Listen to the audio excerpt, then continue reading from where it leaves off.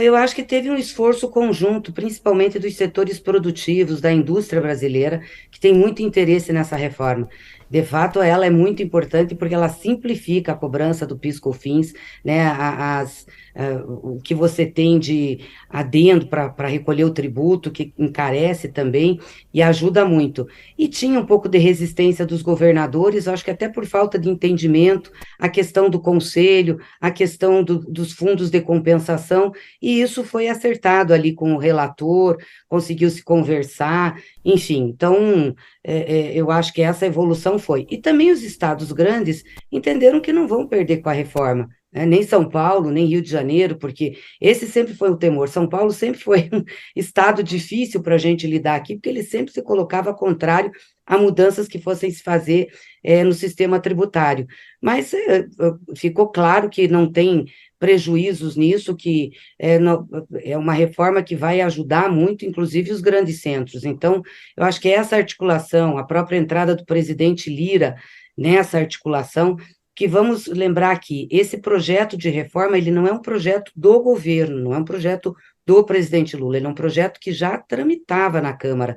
Foi um esforço feito, né? É um projeto, acho que original do deputado Baleia, foi um esforço de articulação feito da Câmara dos Deputados com setores da sociedade e com o governo.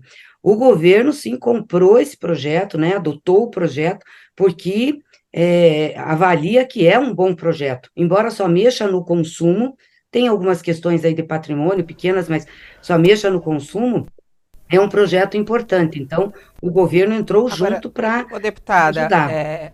nessa articulação do governo, né, o Sakamoto fez a pergunta se o que aconteceu.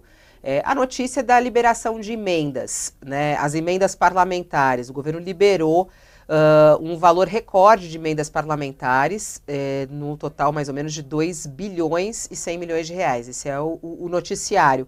Isso ajudou? Como é que a senhora vê essa liberação de emendas que acontece às vésperas de votações importantes? Faz parte do jogo isso?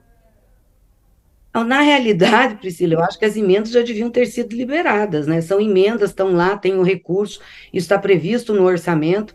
Eu acho que teve um atraso, né, do governo, aí sempre, claro, tem pressão quando tem votação. Eu vejo, às vezes, os É deputados reclamando. coincidência, então? É coincidência o ser liberada na Não, véspera?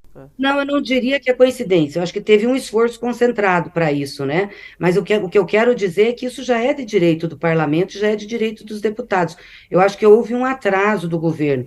E, claro, quando chega perto de projetos importantes, os deputados acabam fazendo mais pressão, dizendo, pô, vocês não liberam a emenda? Tem que liberar, tem que operacionalizar, às vezes é uma questão burocrática, então acaba tendo esse esforço.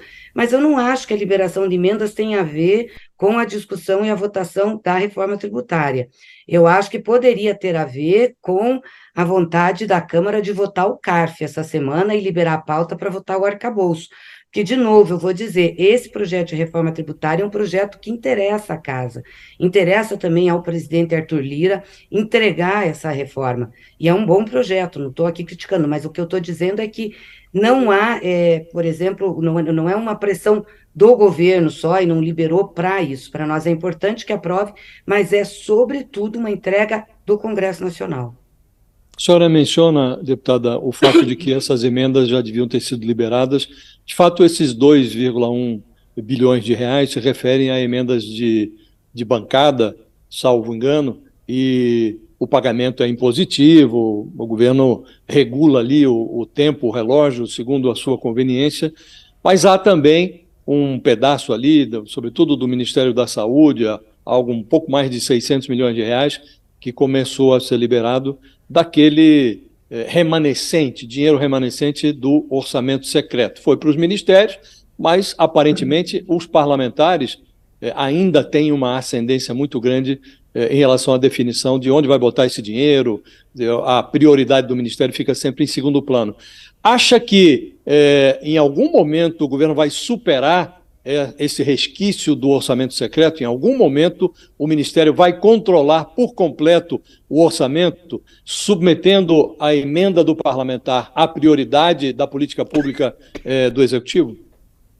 Olha, como disse você, Josias, esse é um remanescente do ano passado do dito orçamento secreto.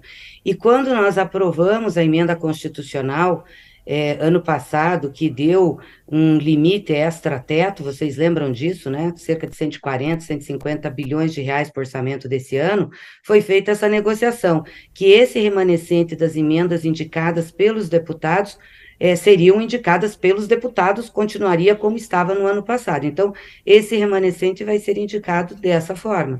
Foi feito esse acordo para a gente aprovar a emenda constitucional que nos deu o orçamento extraordinário para esse ano, que foi muito importante, está sendo muito importante para o governo executar os seus programas e projetos. Agora está mudando, né, esse formato. Os deputados continuam apresentando emendas, tem, além das emendas impositivas, tem um volume de emendas, né, de relator, enfim, que são articuladas junto com os presidentes das casas, mas essas emendas vão ser apresentadas pelos deputados, mas em cima de programas e projetos que são do Ministério, né? Então, por exemplo, tem construção de unidade básica de saúde, construção de SAMU, liberação de recursos para os municípios. Então, tem que ser em cima desses projetos mais estruturantes. A sua impressão é de que não tem mais o risco de termos aí um novo kit de robótica, um caso que você manda kit de robótica para a escola que não tem nem carteira. A não ser que tenha um projeto, um programa do governo nesse sentido. Então, o que tem de acordo é que essas emendas de parlamentares que são indicadas, que não são as de execução obrigatória, podem ser indicadas, mas em cima dos projetos que estão feitos pelo Ministério.